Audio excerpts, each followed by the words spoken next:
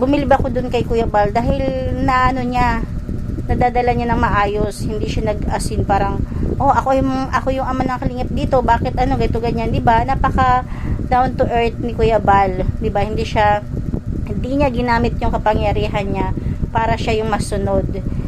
Dumaloy siya sa agos ng pangyari. Ay, siya ito mga kalingap, mga kaibigan na walang pikuna. Okay, mapikon po. Ano? Yan ay ano lang naman yan eh. Only a celebration.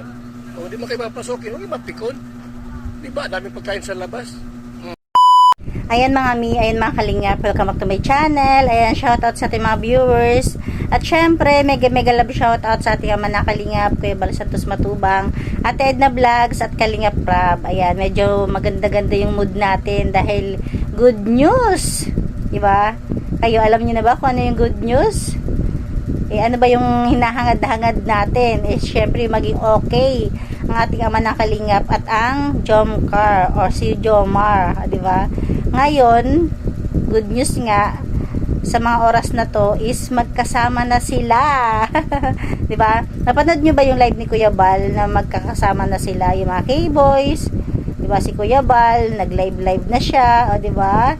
Kaya tapos na yung usapan.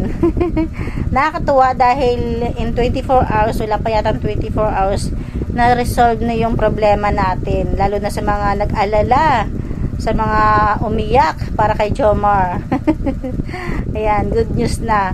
Medyo makakatulog na kayo na mahimbing, na nakangiti, di ba?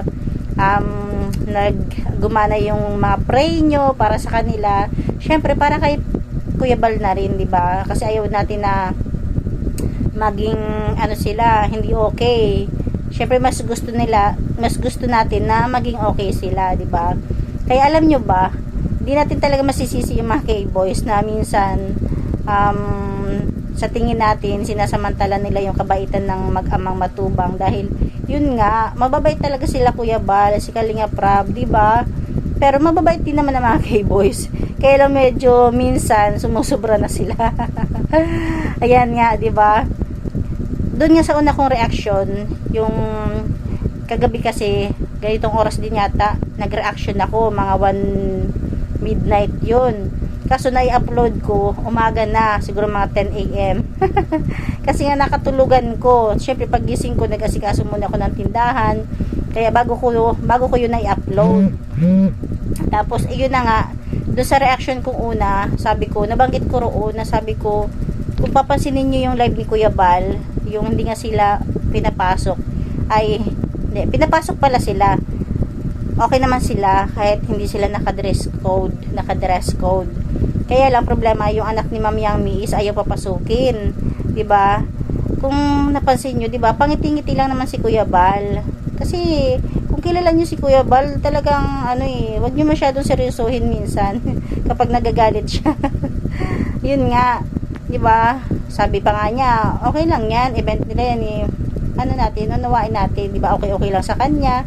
Kahit pa sabihin natin konti, meron siyang dahil siya yung ama na kalinga, pero bumilib ako dun kay Kuya Bal dahil na nadadala niya ng maayos, hindi siya nag-asin parang, oh, ako yung ama ng kalingap dito, bakit ganito ganyan, diba? Napaka down to earth ni Kuya Bal, diba? Hindi niya ginamit yung kapangyarihan niya para siya yung masunod.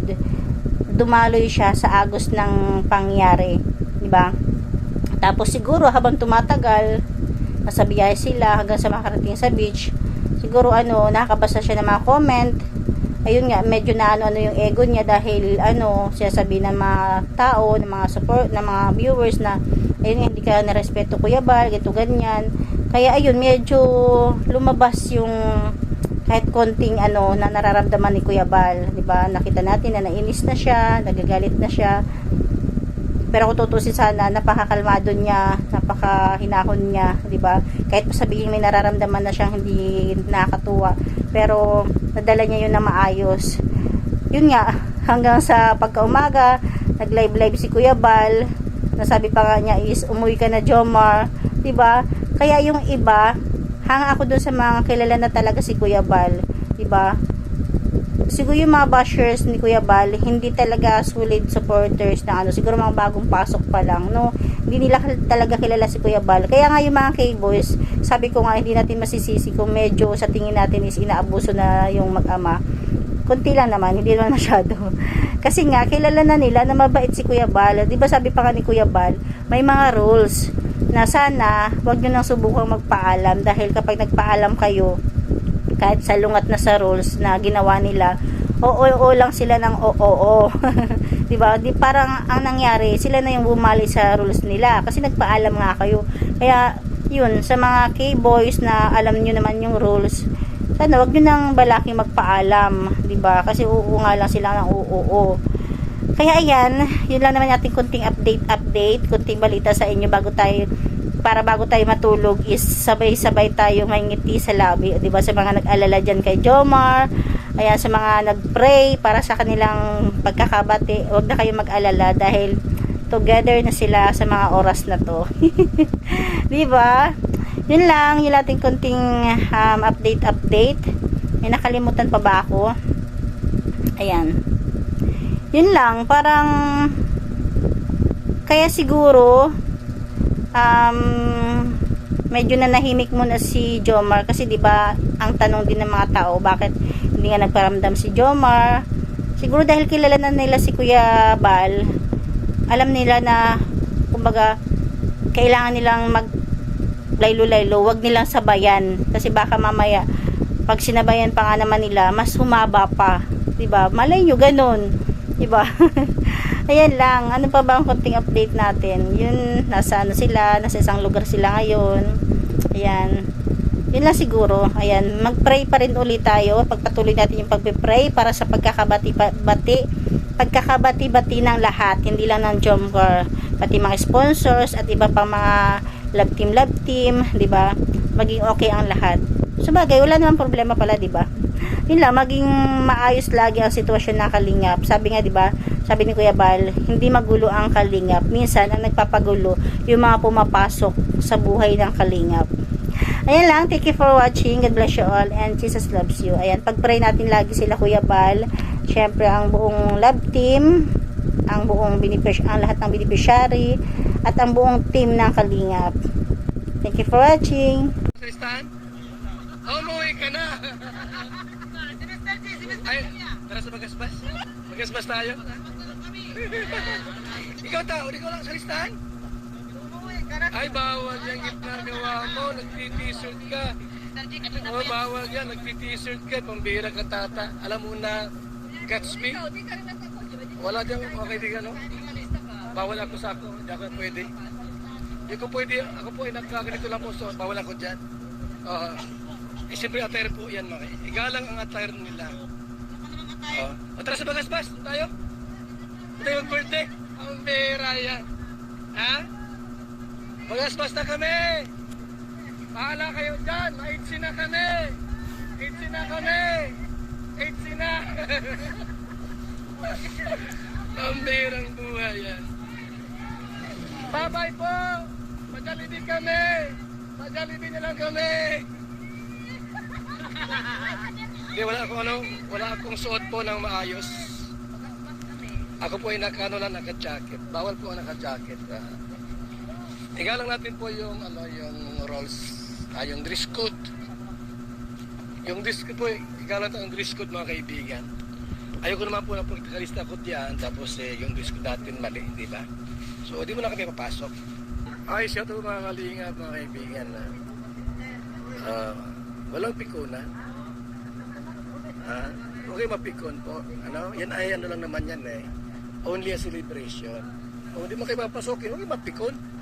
Di ba? Daming pagkain sa labas. Di ba? Hindi kayo pinapasok. Iba, ano naman problema kung hindi kayo pinapasok? Only pagkain lang naman yan. Kung kumain ka sa labas, walang pikunan.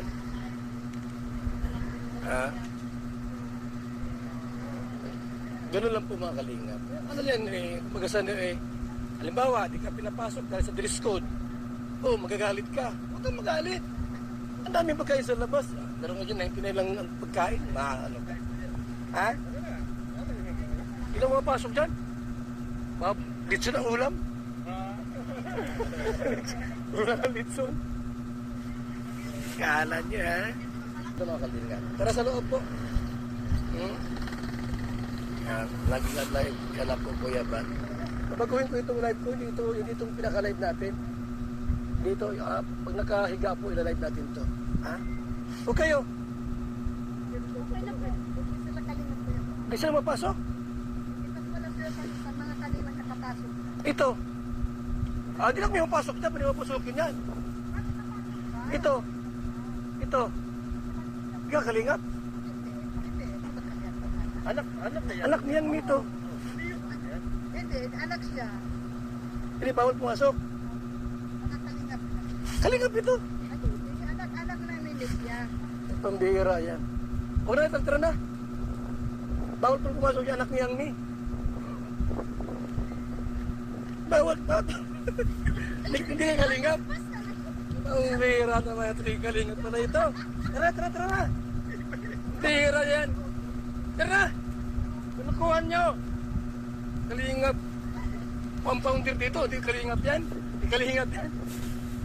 Bihira naman kayo. Hindi kalingap ako ang founder. Alam ko sino ang kalingap. Pambihira yan. Tara na, tatas pagaspas daw. Pambihira.